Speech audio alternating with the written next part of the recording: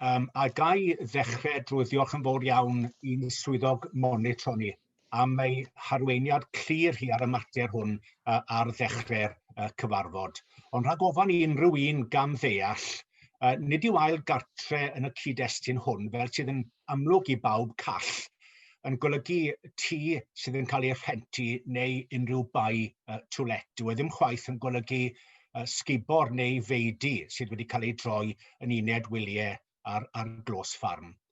Beth bynnag, gai symud ymlaen i sôn ychydig am pam bod angen y rhybudd gynnig hwn.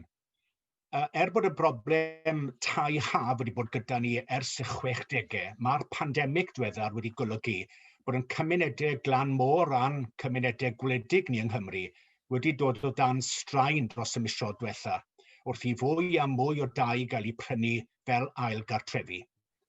Effaith hyn wrth gwrs yw bod prisiau tai wedi codi'n aruthrol yn yr ardaloedd hyn, ac wedi cyrraedd man lle maen nhw tu hwnt i gyrraedd pobl leol.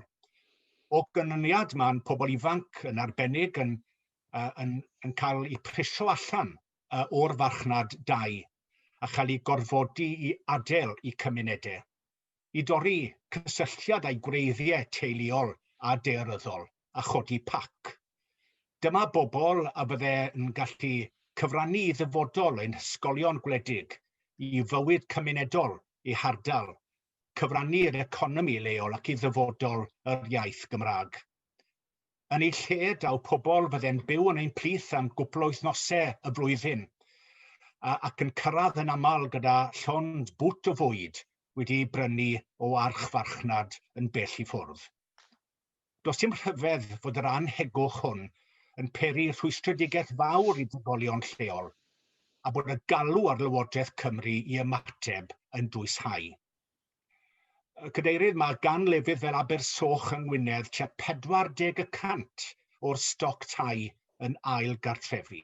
Mae dros 10% o holl dai Gwynedd yn ail-gartrefi, gyda chanrannau uchel hefyd mewn mannau fel Ynys Môn, Ceredigion, Sir Benfro a rhannau o Bowys. Yn ffodus nid yw'r ffigurau mor uchel yn Sir Gar, ond mae tystiolaeth ddiweddar gan werthwyr tai yn awgrymu'n gryf fod mwy a mwy o bobl o tu fas i'r sir yn prynu tai yma. Yn benna oherwydd Brexit, lle mae'r freuddwyd o brynu ail gartre yn Provence neu'r Costa del Sol wedi troi'n sir erbyn hyn.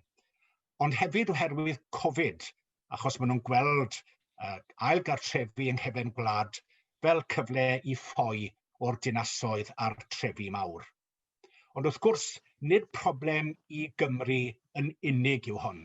Mae'r un sefyllfa'n bodoli yng Nghernyw, ardal y Llynnoedd a'r Cotswolds. Mr. Chairman, the second homes issue isn't unique to Wales. Neither is its root cause.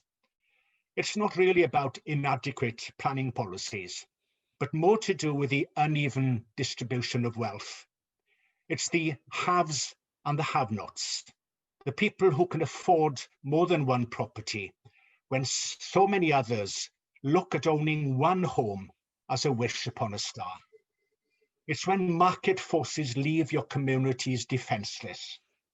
It's when governments leave market forces to dictate policy. It's when privilege and entitlement overrides local need. When the might of a faraway credit card can destroy dreams and aspirations caught in the vowels of an ancient language. And when frustration boils over into anger. And it's why we are proposing a set of recommendations today for Welsh Government to consider, which aim to mitigate the more detrimental effects of second home ownership on our communities. Gadeirydd, yr hyn mae'r cynnig yn gofyn amdano yw bod Llywodraeth Cymru yn rhoi'r hawl i awdurdodau lleol i gael gwell rheolaeth ar ein stoc dai, drwy fyny caniatâd cynllunio, cyn newid tŷ preswyl yn ail gartre neu'n uned wyliau, gosod trothwy neu cap ar y nifel o ail gartrefi ym mhob ward, cyflwyno system o drwyddedu ar gyfer rheoli'r broses o droi eiddo preswyl yn uned fasnachol, a cael bwlch y lwpol sy'n caniatáu i ailgartrefi gael eu cofrestru fel busnesau, mwyn optio mas o dalu trethu domestig a threthu cyngor. Ac yn ola cyflwyno deddfwriaeth i gynyddu ymhellach treth trafodion tir pan yn prynu ailgartrefi. I gloi, Cadeirydd, hoffwn ofyn i bawb gefnogi'r cynnig hwn, mwyn rhoi neges glir i Lywodraeth Cymru bod angen gweithredu ar frys i amddiffyn ein cymunedau gwledig. Y cwestiwn allweddol yw hwn: oes hawl gan gymunedau, enwau tai a ffermydd, ein hiaith, ein diwylliant a'n ffordd o fyw oroesi? Oes ganddyn nhw'r un hawliau yn yr ecosystem, a blodau ac anifeiliaid prin, ac ardaloedd o ddiddordeb gwyddonol arbennig? Oes angen eu hamddiffyn ar gyfer cenedlaethau'r dyfodol? Os o'r ateb yw oes, yna mae angen gosod mesurau neu lle i sicrhau eu parhad. Mae'r datrysiad yn nwylo Llywodraeth Cymru.